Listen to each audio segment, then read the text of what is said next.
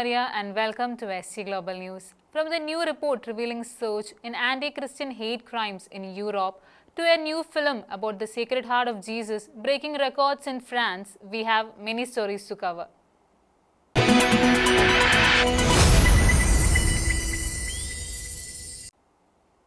A new report from the Vienna-based Observatory on Intolerance and Discrimination Against Christians in Europe reveals that church arson attacks across Europe nearly doubled in 2024 amid a wider surge in anti-Christian hate crimes.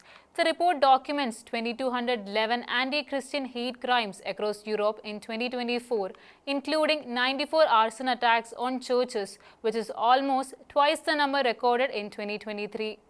Church arson attacks have doubled across Europe in 2024, and anti-Christian hate crimes have included 274 assaults on individuals as well as a killing of a 76-year-old Spanish monk. A new report from the Vienna-based Observatory on Intolerance and Discrimination Against Christians in Europe documents 2,211 anti-Christian hate incidents in 2024, including 94 attacks on churches, which is nearly twice the number recorded in 2023. One-third of all arson attacks targeting churches occurred in Germany, France, the United Kingdom, Germany, Spain, and Austria recorded the highest number of anti-Christian incidents overall. Though most attacks were directed at places of worship, the report also documents 274 personal attacks against Christians in 2024, including assaults and threats. Severe cases include the killing of a 76-year-old monk in Spain in November 2024 and the destruction of a historic church by fire in Saint-Omer, France in September 2024. Executive Director Anja Thang highlighted that the figures represent very concrete acts of vandalism, arson, and physical assault that deeply affect local communities. New surveys from Poland and Spain revealed that nearly half of the priests have encountered aggression. The report also underscores growing legal and social pressure on Christians across Europe between 2024 and 2025. In the UK, this includes the prosecution of individuals for silently praying in the so-called buffer zones near abortion facilities, ongoing hate speech proceedings against Finnish Member of Parliament Päivi Räsänen for quoting the Bible, and the high-profile employment case of UK teacher Christy Hicks. In its recommendations, the Observatory on Intolerance and Discrimination Against Christians in Europe calls for stronger, more coordinated European Union action, including the appointment of a European Union coordinator to combat anti-Christian hatred. The organization is urging national governments to implement the Organization of Security and Cooperation in Europe's newly released guide Understanding Anti-Christian Hate Crimes and Addressing the Security Needs of Christian Communities. It also stresses that collecting consistent and comparable data on crimes committed against Christians should become a central governmental priority. On Sunday night at Utah Valley University, thousands gathered to worship Jesus, hear a powerful message about God's unconditional love, and make commitments of faith just 2 months after the assassination of conservative Christian leader Charlie Kirk on the same campus. Pastor Greg Laurie spoke about God's love as a father, drawing on the story of the prodigal son from Luke chapter 15 and urging the crowd that this is their wake-up call. Thousands gathered at Utah Valley University on Sunday night to worship Jesus, hear a powerful message about God's unconditional love, and make faith commitments just 2 months after the assassination of conservative Christian commentator Charlie Kirk on the same campus. Pastor Greg Laurie, founder of Harvest Crusade and senior pastor of Harvest Church in Southern California, and shared the gospel with a massive in-person crowd in Orem, Utah, along with viewers tuning in online during the single-night event Hope for America. Laurie posted on Platform X that their one-night event at Utah Valley University was an incredible success. He said that the people were receptive, worshipful, and eager to hear the gospel, and that many made decisions for Christ. Laurie, who frequently leads large-scale evangelistic gatherings and had originally planned a Harvest Crusade for 2027, shifted course after Kirk's assassination on the university campus. Sensing an urgent spiritual need expressed pressed by local Christians, Laurie and his team contacted the school to explore holding the outreach much sooner. The university agreed, and it took only 6 weeks to put everything together. Laurie added that he became even more intentional about sharing the gospel on the campus. The Hope for America gathering began with a video tribute reflecting on Kirk's life, faith, and legacy. Harvest Crusades organizers said their aim was not only to honor him but also to share the source of hope that he carried, his relationship with Jesus Christ. Laurie shared that their friend Charlie Kirk was tragically killed, but when he took his last breath on earth, he took his first breath in heaven, not because of what he did, but because of what Christ did for him. He then explained that God is a loving father and referenced the story of prodigal son found in Luke chapter 15. Laurie then challenged the audience to consider their eternal destiny, emphasizing that this was their moment, their wake-up call. The message deeply impacted many, and hundreds moved forward, filling the altars as they came for prayer. The UK has unveiled sweeping asylum reforms that significantly scale back protections for refugees, ending guaranteed housing and weekly financial support.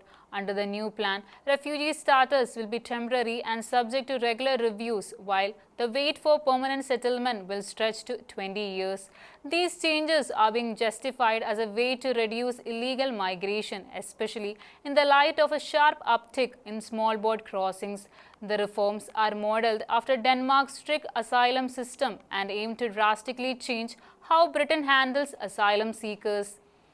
The UK has announced sweeping reforms to its asylum system, slashing refugee protections and ending automatic benefits. Modeled on Denmark's tough regime, the changes cap initial refugee status at just 30 months instead of 5 years, with annual reviews that can trigger swift deportation if a home country is deemed safe. New arrivals will lose automatic access to welfare, housing, and healthcare. Previous fast track to permanent residency after 5 years is replaced by a 20-year wait, requiring proven employment and integration. The Home Office says the measures will deter economic migrants and cut the 111,000 strong asylum backlog. Human rights groups and the UNHCR condemn the plans as a breach of the 1951 Refugee Convention, warning they will drive refugees into destitution and the black economy. Legal challenges and protests are already mounting, with Reform UK surging in polls. Keir Starmer's government insists the overhaul is tough but fair and necessary to restore public confidence in controlled migration. Gunmen launched a pre-dawn attack on a girls' boarding school in Kebbi State, Nigeria, abducting 25 students and killing a staff member who attempted to intervene. Early assessments suggest that the perpetrators are criminal kidnapping gangs, though the incident inevitably recalls Boko Haram's past school abductions that have shaped security fears in the region. Security forces have begun an extensive search of nearby forests and escape routes to locate and rescue the missing girls. Reports from Kaduna State, Nigeria indicate that an armed group attacked a local secondary school, resulting in the death of the vice principal and the abductions of approximately 25 female students. The incident occurred in the early morning when assailants entered the school premises and removed the students before security personnel could respond. Local authorities have initiated search and rescue operations, and investigations are ongoing. Although no organization has officially claimed responsibility, the event aligns with previous attacks by Boko Haram and related extremist factions operating in northern Nigeria. These groups have a documented history of targeting educational institutions, particularly those promoting Western-style schooling. Past incidents, including the 2014 Chibok abductions, have contributed to prolonged instability in the region and heightened concerns about student safety. Government officials have stated that efforts are underway to enhance security measures around schools, especially in rural areas where facilities are more vulnerable. Community members have expressed fear and uncertainty as families await further information about the missing students. The attack highlights broader issues surrounding regional security, protection of educational spaces, and the continuing presence of armed groups in part of northern Nigeria. A devastating wildfire along the northern shore of the Sea of Galilee has unexpectedly advanced biblical archaeology. Beneath the scorched earth, archaeologists have unearthed new evidence identifying the ancient city of Bethsaida, known as the hometown of Peter, Andrew, and Philip, three of Jesus' apostles. Let's have a look into the report. A catastrophic wildfire that swept through Israel's Bethiah Nature Reserve in late July revealed some significant archaeological evidence confirming the biblical town of Bethsaida, the birthplace of Peter, Andrew, and Philip, Jesus' three apostles. Situated on the northern shore of the Sea of Galilee, El Araj has been excavated since 2016 with the authorization of Israel Nature and Parks Authority. Although the recent fire caused severe damage to the area's plants and wildlife, it unexpectedly exposed long-hidden structures, giving archaeologists an extraordinary new look at remains buried for centuries. When archaeologists returned to the charred terrain, they found hundreds of small mounds scattered across El Araj site. Excavations there have uncovered fishing implements, Roman period pottery, and the remains of Roman bathhouse, evidence of a flourishing landside community in the era of Jesus. The archaeological layers of El Araj reveal a deep, complex history. A Roman period settlement lies beneath the ground, over which a 5th century Byzantine church and monastery were later built. In the 12th or 13th century, Crusaders transformed the church into a sugar factory. Mordecai Avium, the excavation director, notes that reaching the Roman layer dating the time of Jesus and his apostles involves careful recording and, when necessary, removing the overlying Byzantine and Crusader remains. Among the discoveries, one of the most striking was an early inscription linked to Apostle Peter. Volunteers uncovered ancient Greek letters alluding to Peter, strengthening the case for identifying El Araj as his hometown. Despite the extreme heat and challenging post-fire environment, the team remains committed. Archaeologist Akia Khan Tower emphasizes the importance of recent finds, among them fragments of limestone vessels commonly used in Jewish households during the Second Temple period, which further bolster the identification of the site as Bethsaida. Though the wildfire destroyed much of the vegetation in the area, it unintentionally enhanced the archaeological work. The land cleared by the fire allowed the researchers to locate structures more efficiently and plan further excavation strategies. The next phase of the excavation aims to expose more Roman-era houses and public structures, offering the potential for deep insight into the daily life of Bethsaida's residents and the community that helped shape early Christianity. Since its release, a new film about the Sacred Heart of Jesus has drawn over 400,000 viewers as of November 14th, quickly becoming both a box office sensation and a source of controversy in France. Sacré-Cœur has far surpassed expectations, attracting theatre lines not seen in years. At the same time, it has sparked major disputes, including the cancellation of its public transportation promotional campaign and the halting of its screening in France's second-largest city, both citing the country's secular policies.